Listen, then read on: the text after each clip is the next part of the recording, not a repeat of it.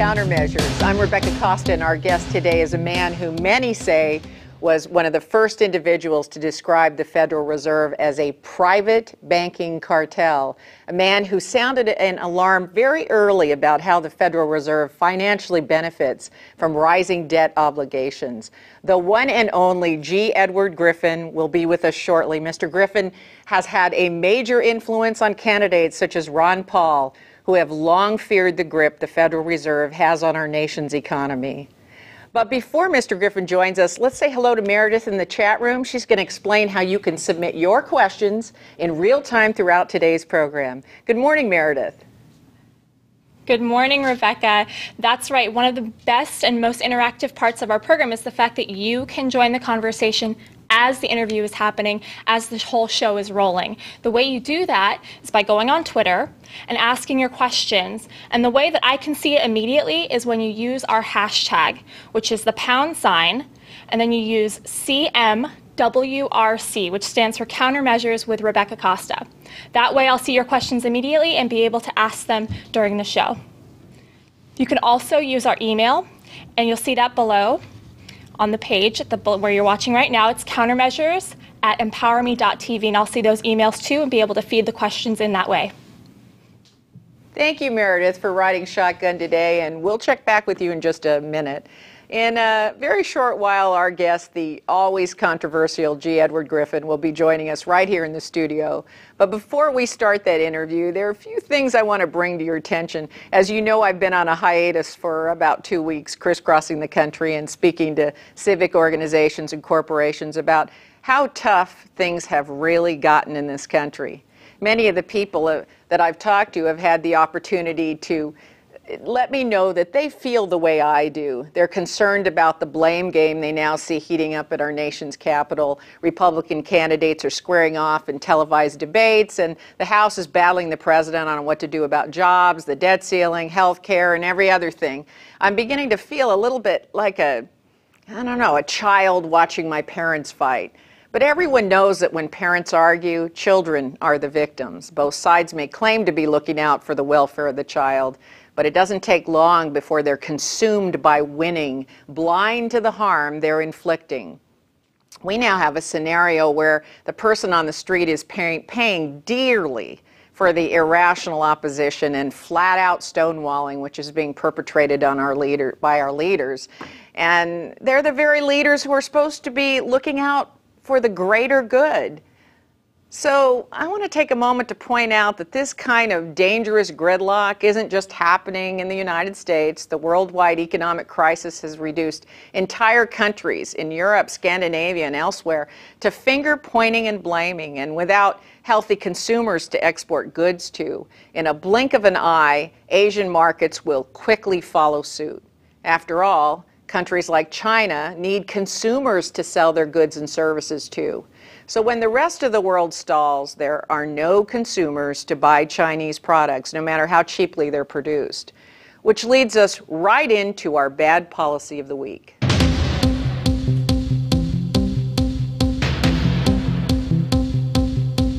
American businessman Robert Half once said, "The hunt for someone to blame is always successful."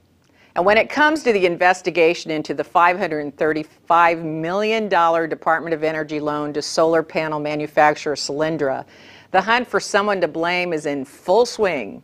If Half is right, that hunt will be successful. But who will the culprit be? President Obama? The head of the DOE, Stephen Chu? Brian Harrison, the bewildered CEO of Solyndra? Or how about the company's accounting firm? The building contractor who had numerous cost overruns, or the suppliers who raised the price of necessary materials, thereby hindering Solyndra's ability to compete against Chinese competitors. Now, I happen to know quite a bit about Solyndra. Here's where I have to confess that I have a relationship with one of the lead venture capitalist companies which invested early in Solyndra. So I've been tracking the company's progress well before the federal loan guarantee and recent media hysteria. So here's what I want to tell you. Don't be deceived by the investigation into Solyndra and all the posturing that's happening on the left and the right. Government leaders, executives, investors, and advisors to the company have for more than 2 years watched worldwide solar panel prices drop faster than Rick Perry's popularity after the last debate. In fact, in 2009, Reuters reported that Chinese and German solar manufacturers had already dropped their prices by 50%. And this is far from the bottom, folks.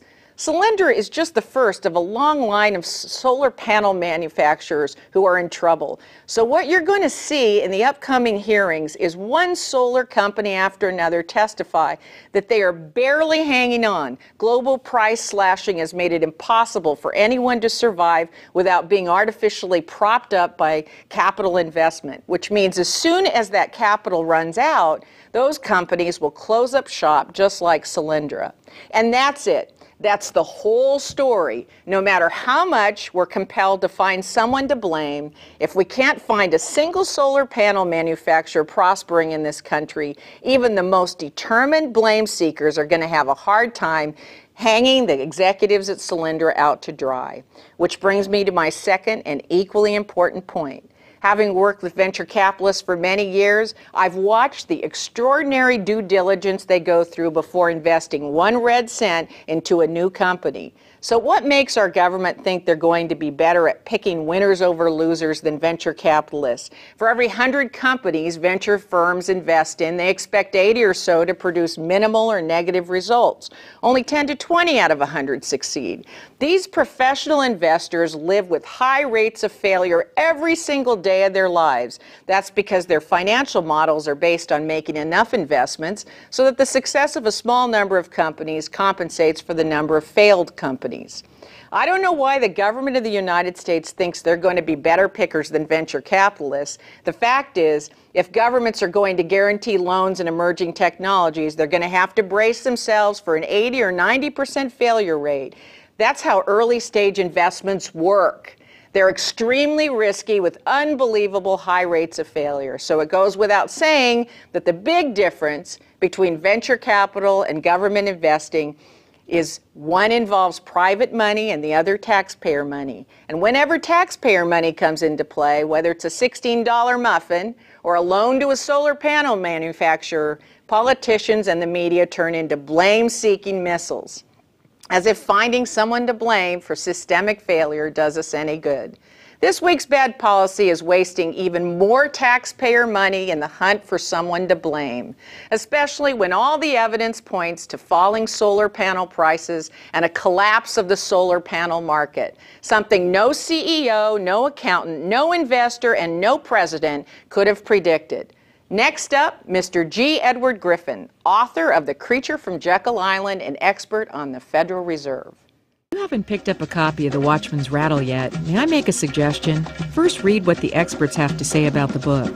Go to www.RebeccaCosta.com, where you'll find reviews written by game changers such as Sir Richard Branson, Trudy Styler, Tina Brown, Donald Trump, Senator Bill Bradley, and 2-time Pulitzer Prize winner Dr. Edward O. Wilson.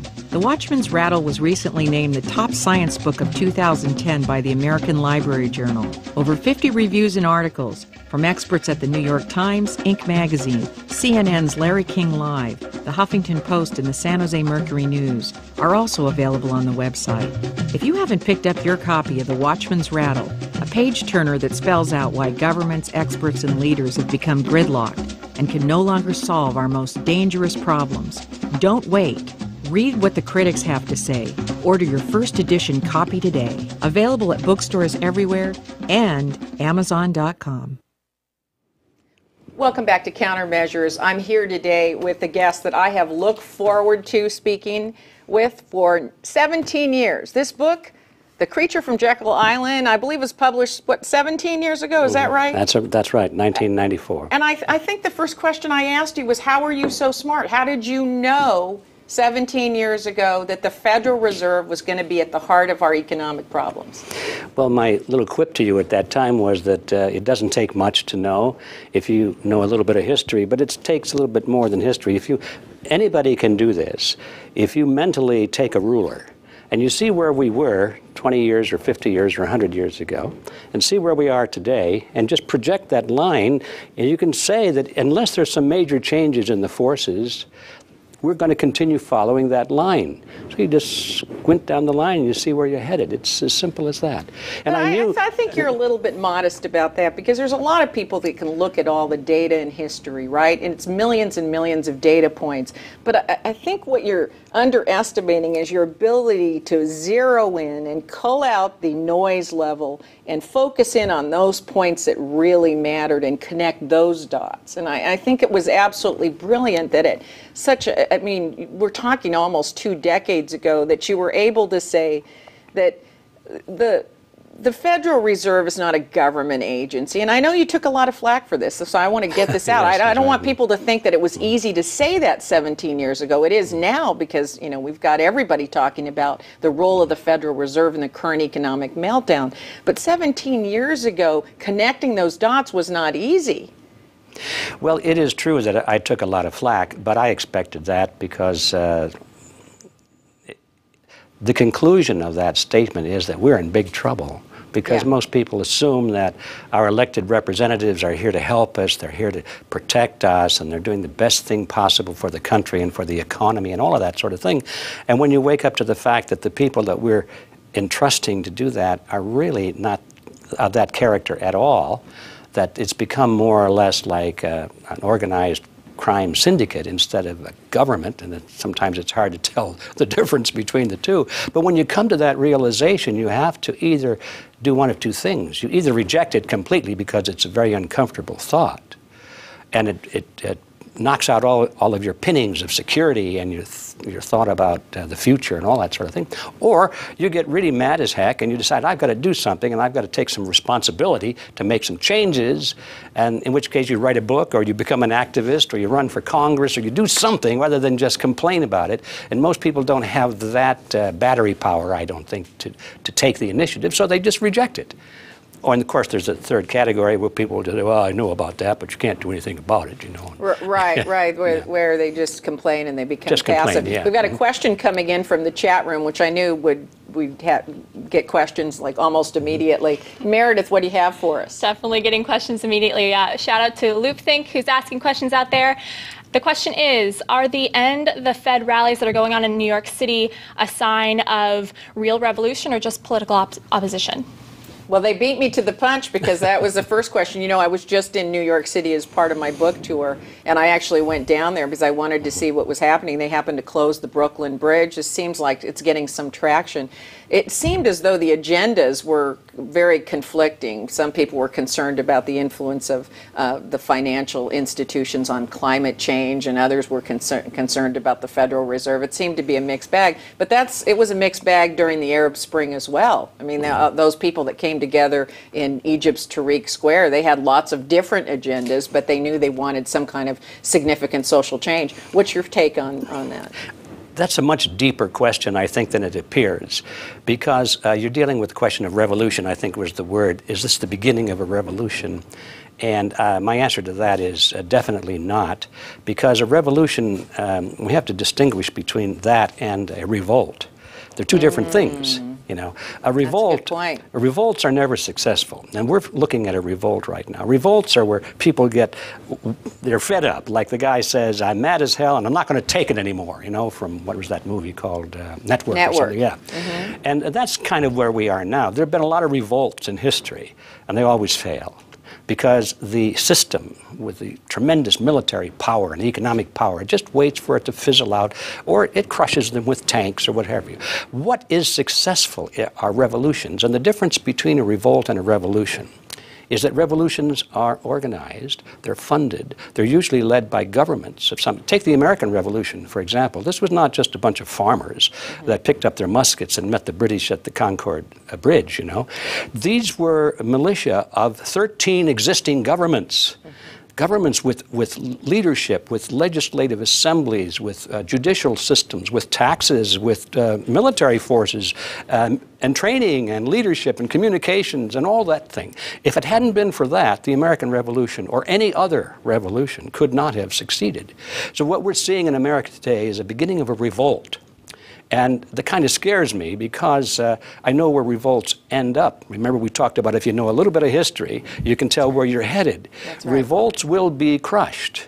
So I would like to see this become a true revolution of the mind. I don't think a revolution with guns is possible in our system today because the military has weapons that just boggle the mind. And yet you see these groups, almost ad hoc groups, come together in the Middle East. They aren't funded. They don't particularly know each other. There seems to be some critical mass that grows together, and they almost seem to be funding and organizing and developing their agenda in real time. I mean, is that possible? Is there a new type of revolt to revolution process developing or emerging due to social networking tools and new technology? I think that's a very real possibility, but there's another hidden factor there, I think. And you mentioned before in my introduction, which was very kind, by the way, but you said controversial as always, and then you mentioned my name. You are. I'm going to say you're very something controversial, but I want to say that you're not one of these paranoid,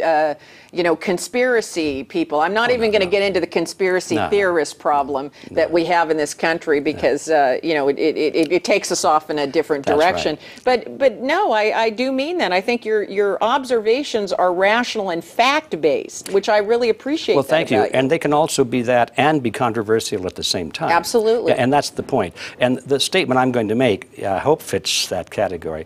I think a lot of these revolutions that we've seen in other parts of the world have a hidden hand behind them. I think a lot of that organization and funding is coming from a source on this side of the ocean, because our own secret agencies, the CIA, for example, have a very strong interest in determining the political outcome of these revolutions, and they are there.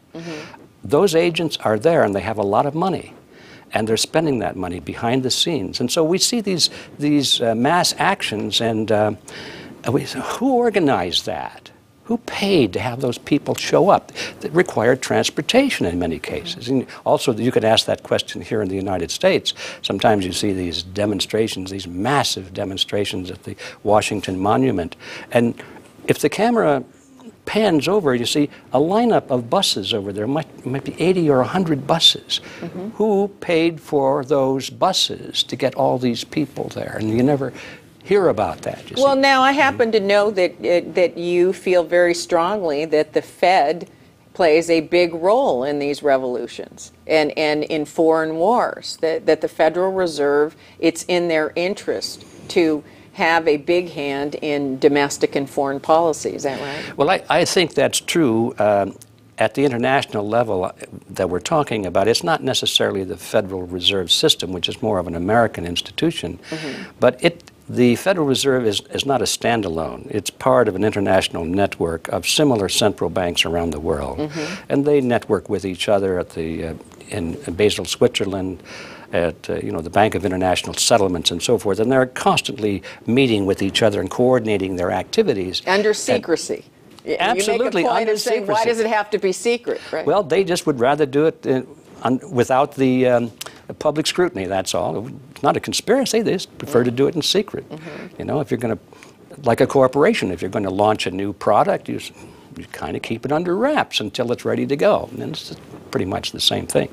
But I do believe that the international banking cartel does have a very strong interest, and not an opinion, it's obviously true.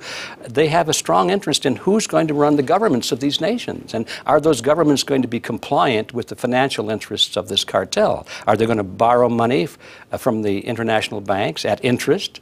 Are they going to put up the national treasures of those nations as security, collateral against these loans and so forth, which we're now beginning to see in Greece and other places around the world? So yes, this is not even a controversial statement to say that the international banking cartel does have a strong interest in determining how these revolutions turn out, and they are willing to spend money to see that it turns out in their best interest. But you're a phenomenal student of history, much better than I am, but hasn't politics and the brokers of money always been intertwined throughout history? I mean, this isn't anything new to just our society right now, is it? Absolutely. You're right. We're dealing with power. There's the one thing that seemed to be the greatest aphrodisiac for mankind is power, that lust for power. And money is it's one of the means of power, but the generic substance is power. And you can have power over other people with different mechanisms. I mean, the power of the mind, the ladies have great power over the men, and yes, they do. Yes, they do. I'll agree with that. And so it's the ability to influence other people. Well, money is certainly at the top of that pyramid, and so naturally the power brokers are using money primarily as a means of accomplishing their goals.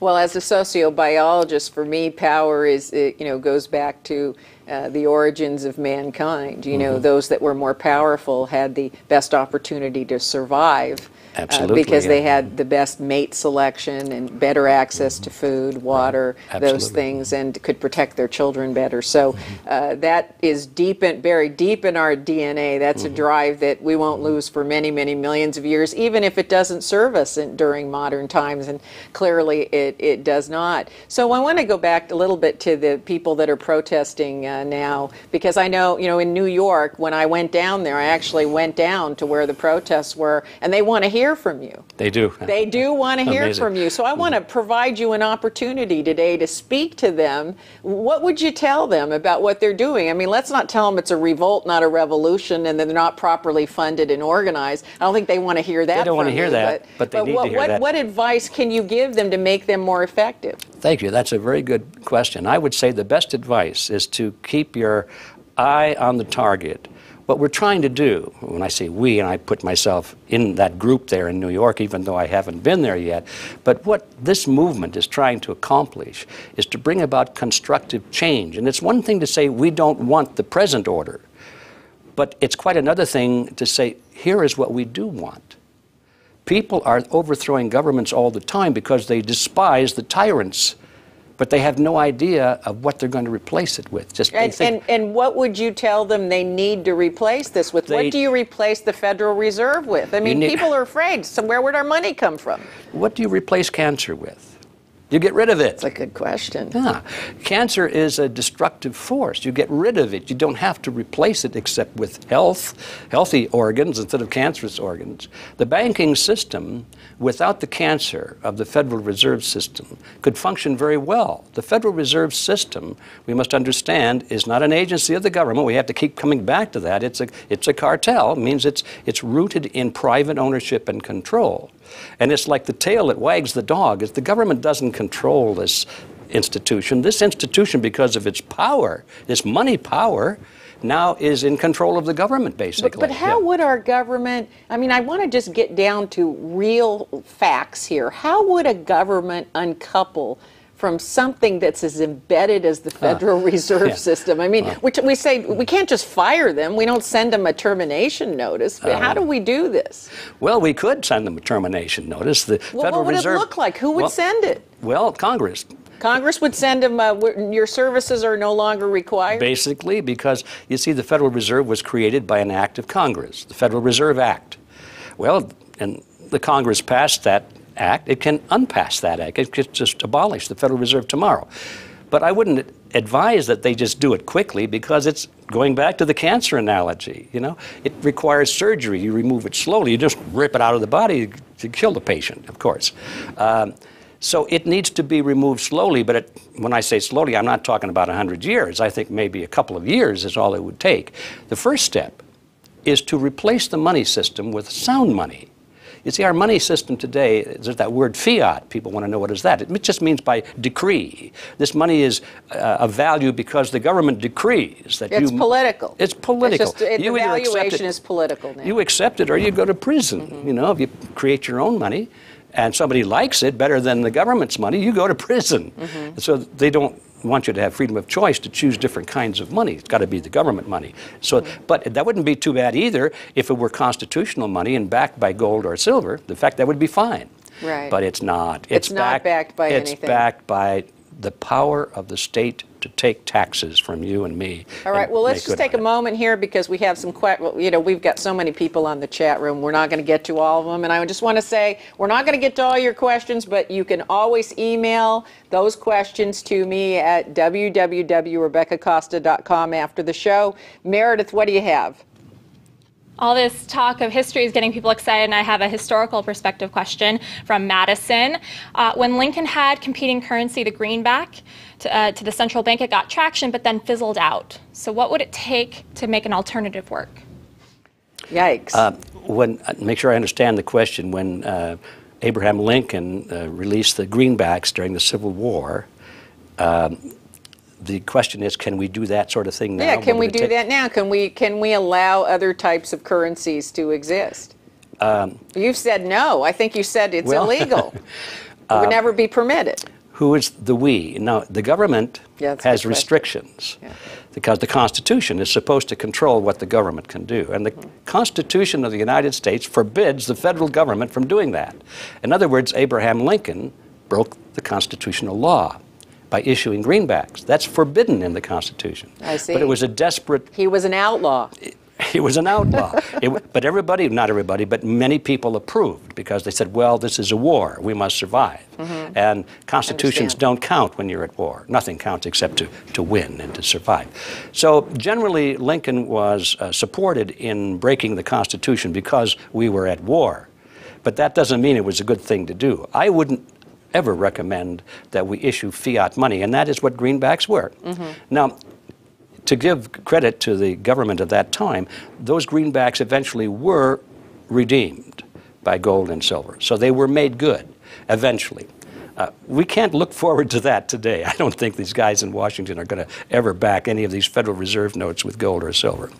So the question is, when we say, what can we do as people, what we can do, not the government, we could reinstitute a gold-backed money. You can use anything for money that you wish. So Ron Paul talks about this. He believes that the beginning of our problems was when we went away from the gold standard. He charts that the currency problems really began there. It's interesting when you think in terms of solutions. All we would have to do is abolish the law that requires you to accept government money.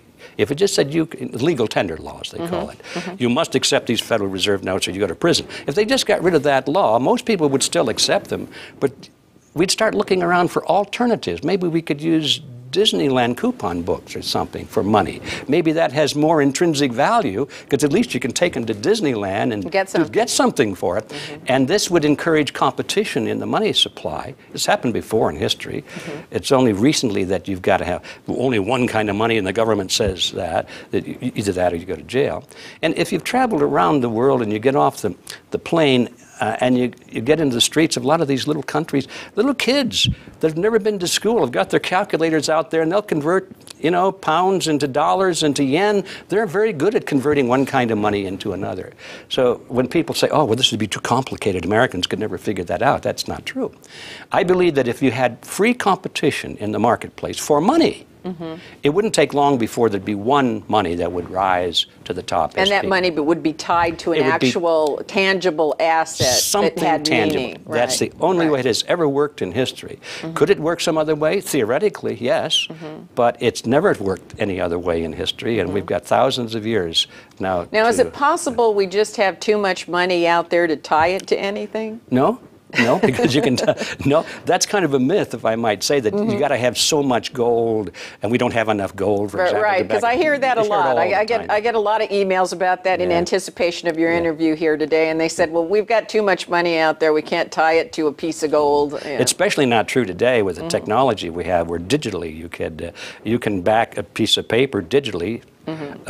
To 1/1,000,000th of an ounce. It's perfectly possible, where you couldn't have done that 100 years ago, but today you could. But the more important answer is that there's plenty of gold out there. There's more gold in the earth than you can imagine. They never talk about that. And in the oceans, it's loaded. The oceans are loaded with gold. It's just a question at what price does it become economically feasible to extract it.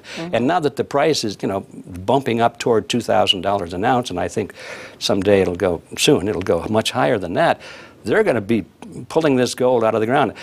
I can tell you, I invested in a little gold mine some years ago. I thought, boy, gold is the thing to buy into. So I found this little gold mine and bought a little piece of it.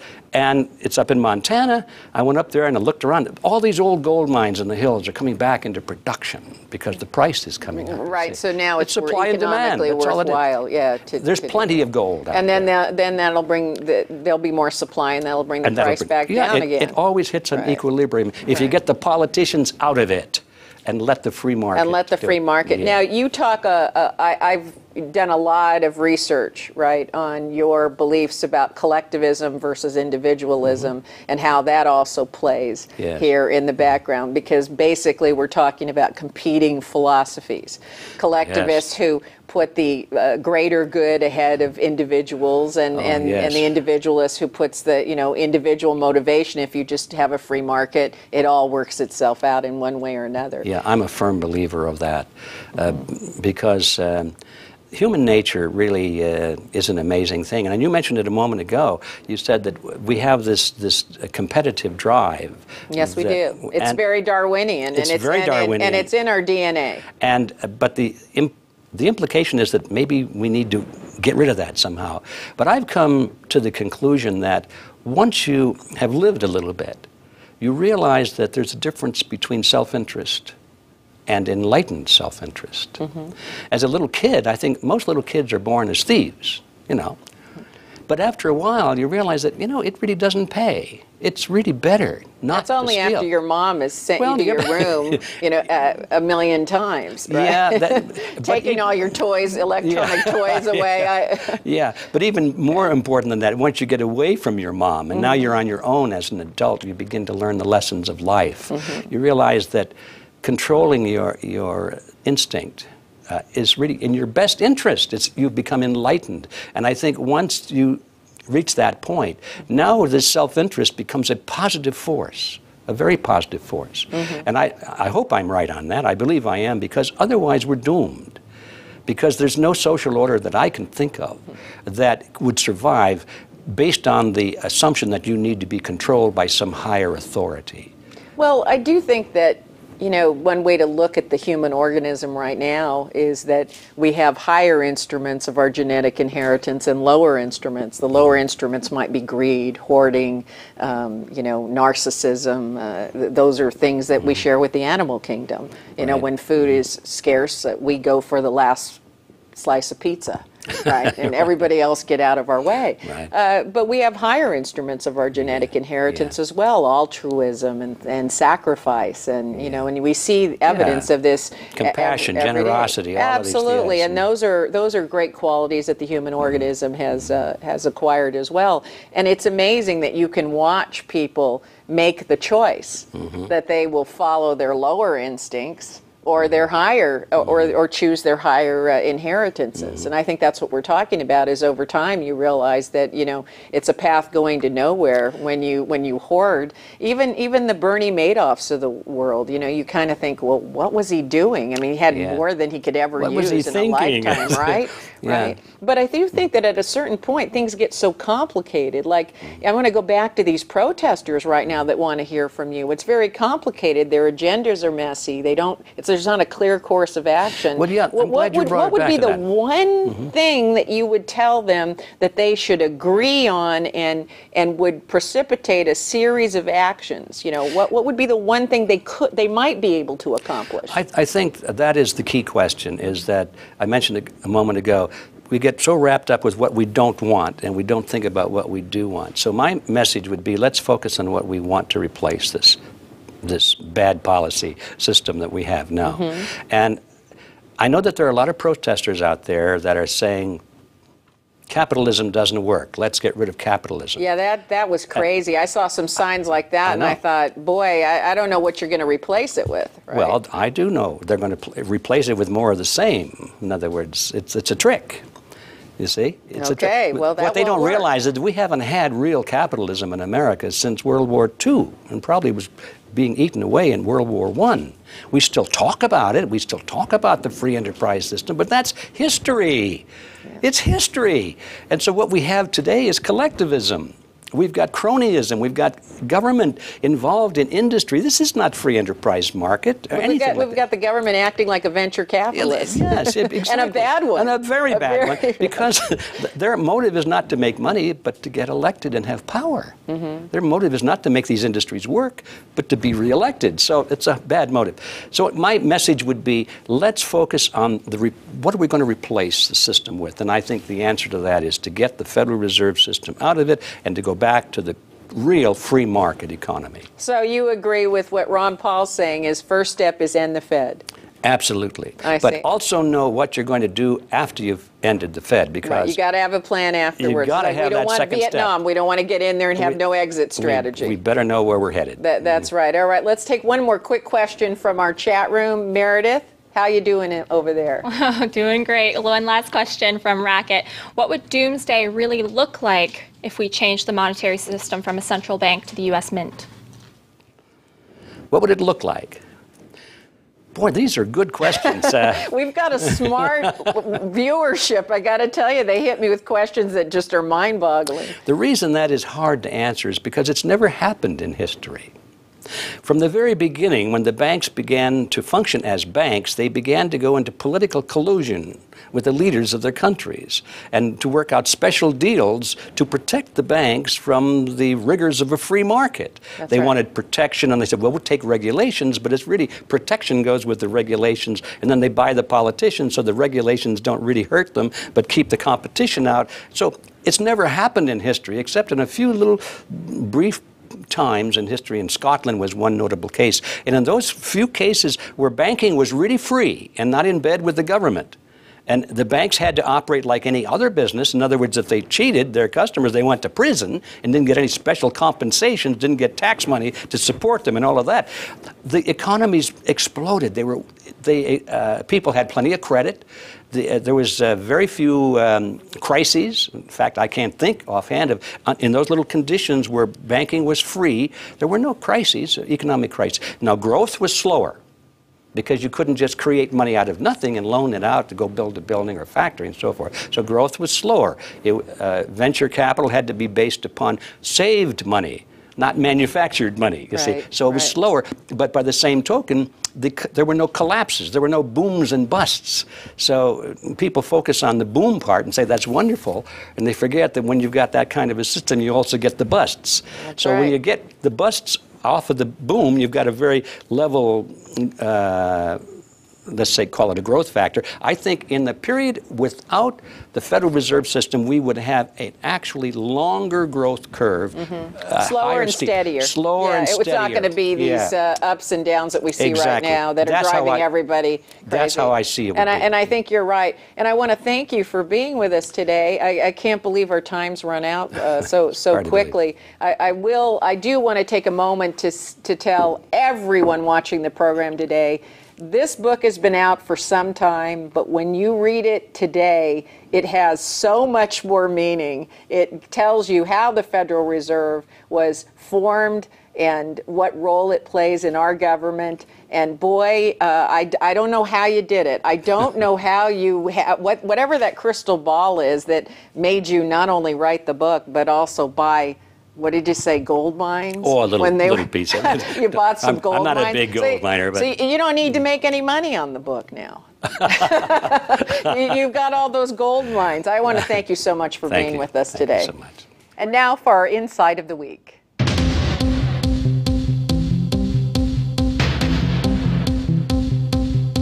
Our insight this week comes courtesy of one of the most successful government agencies of all time, NASA. It's easy to find critics of pretty much every government-funded program, but even the harshest critics admire the scientists that collaborate every day and beat the odds of getting payloads into space on time and, for the most part, on budget. NASA's repeatedly proven that they can tackle complex, nearly impossible tasks and get the job done. And because of this track record, one of our greatest American assets now needs a new mission. One that calls upon the brilliant minds at NASA to serve their country during a time of turmoil and great need. Many people don't know that some years ago, the geniuses at NASA started looking ahead and trying to anticipate where the next big frontier might be. And they embarked on a small program called Space-Based Solar. And today, I'm asking every person listening to this broadcast to check it out for yourselves. Just go to NASA's website and type in the words Space-Based Solar. Speaking plainly, and I know you want me to, there are very few places where the United States still leads the world. And space-based exploration is one of them. As soon as you see for yourself that years ago NASA scientists figured out a way to leapfrog every other renewable energy technology on Earth, it will have you asking why we continue to invest in solar panels. NASA's solution was to leverage America's investment in space exploration to build a series of solar arrays above the Earth's atmosphere. There would be no atmospheric dilution and no harm to the environment. Electricity would be beamed in a completely safe, diluted form to something akin to a satellite television dish on the top of every roof. Every home, every factory, every hospital and school would receive their electricity from solar grids floating far above the Earth. Now, just think about this for a minute. This would mean no more damming up rivers and lakes, no more nuclear power plants or nuclear waste to contend with, no more wires strung from house to house or across deserts or farmlands, no more centralized targets which allow terrorists to knock out an entire power grid, and more importantly, no power outages every time there's a hurricane, thunderstorm, or flood. Just one small satellite dish on top of every building. Now imagine what this would mean to remote villages in Africa, Asia, and South America where electricity is needed for clean, disease-free water or to power hospitals and schools. Imagine what having clean, unlimited power all around the planet would do for the quality of human life, not to mention the biosphere in which we live. This is the great promise and potential that space-based solar energy offers, and thanks to the scientists at NASA, it has become far more than a dream. Today, the United States is on the cusp of the most important breakthrough in clean energy, one that will put windmills, nuclear power plants, and yes, solar panels to shame. Now, the question we need to be asking ourselves is what the scientists at NASA could have done with $500 million in funding for space-based solar. Like I said earlier, once our leaders decide to stop looking for blame and chasing the market, we will reclaim our heritage as leaders in innovation. And in my view, space-based solar not only offers a way to save the American economy, but also the planet. And that's our insight for this week. Now let me quickly thank my guest this hour, Mr. G. Edward Griffin, for an eye-opening look at the role of the Federal Reserve and also for addressing the folks that are now on Wall Street that are clamoring for some leadership and some way to pull their agenda together so that they have something actionable to act on. And I also want to say that, you know, the team here at Countermeasures is committed to bringing you the truth, the facts, week after week. And we really appreciate your loyal listenership and viewership. And we appreciate the fact that you're telling people that they can get the unbiased facts here in this long-form interview that we do week after week. So be sure and tune in right here every Monday at 9 a.m. on emPOWERme.tv, where you'll hear the news that the mainstream media isn't reporting and solutions to our problem from brave new voices and brave voices that have been out there for many decades. Next week, our special guest will be Steve Farber, who will be talking about what he calls extreme leadership. He's going to describe what it takes to bring teams together and lead them to greatness, something we desperately need during these tough times. So don't miss Steve Farber next Monday at 9 a.m. right here on emPOWERme.tv. I'm Rebecca Costa, and thank you for joining me today on Countermeasures.